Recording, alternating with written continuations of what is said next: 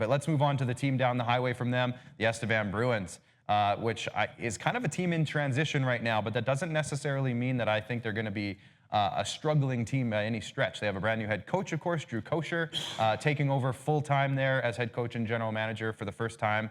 18-31, 5-2 last season, so obviously a down year by anyone's standards, but a tough year for Estevan, who had been dominant for a few years prior to that.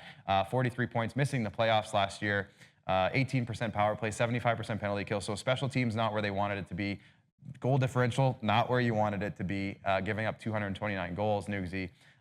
What do you see this year for this Bruins team? Because like I said, it's kind of a transitional year for them, but they did have a pretty huge offseason, I'll say. I'll kind of prime you up with that. They had a big offseason. Well, yeah, I mean, they made a huge couple of moves. Yeah. Well, they sent the rights to Kent Moores to Battlefords, for Rylan Williams and Logan Goodwin and Alex Sheck to Battleford. So that'll see, all three of those guys that are back, Estevan got back in that deal are, supposed to be in the lineup day one for Estevan. We don't know and when. Dylan Adams. Kent Moores will get to, and Dylan Adams. The goalie. Well, he'll be the goalie too, So it was a great trade. It was a great trade. Way to go, Drew. It worked out great. Yeah, Drew Kosher, obviously, I think he's got a chip on his shoulder coming into this year. I think a lot of people, questioned a lot of the guys on this Estevan team late last year, especially.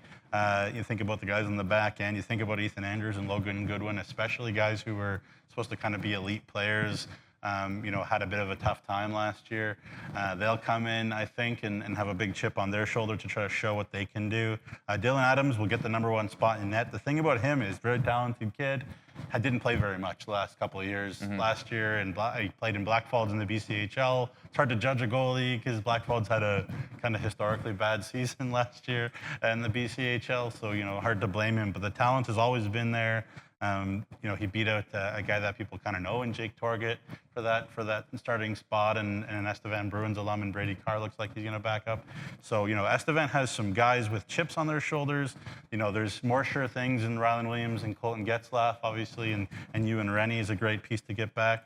But it's a very, it's an Estevan team that, again, I'm not sure, but there's certainly a possibility that they could either be very good or not very good, and we'll see. We'll have to see. They definitely have the makings. They have foundational pieces. Now it's going to be the matter of, first-time head coach and GM taking over in a new league, Drew Kosher, and staff, I should say, if they can bring it all together and find that team culture. If they can find that culture, it seems like a team to me that can maybe scrap their way into a playoff spot after a year of missing the playoffs. So it's going to be an interesting one.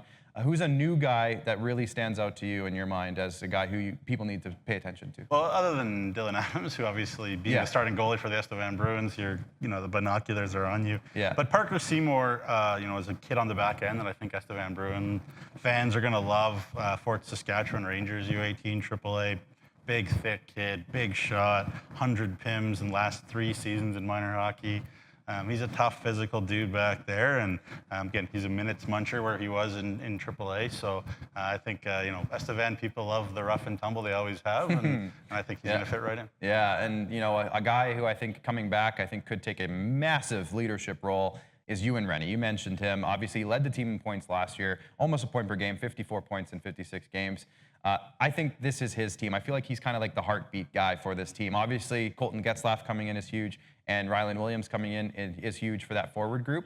But I think Ewan Rennie is the kind of guy who I think a lot of the offense will kind of go through Ewan, especially because he's a little bit familiar with Drew from last year. So I think that he's that guy that Bruins fans, they're already watching from last year because he was so impressive last year, but he'll have a huge year this year as well. So there you go.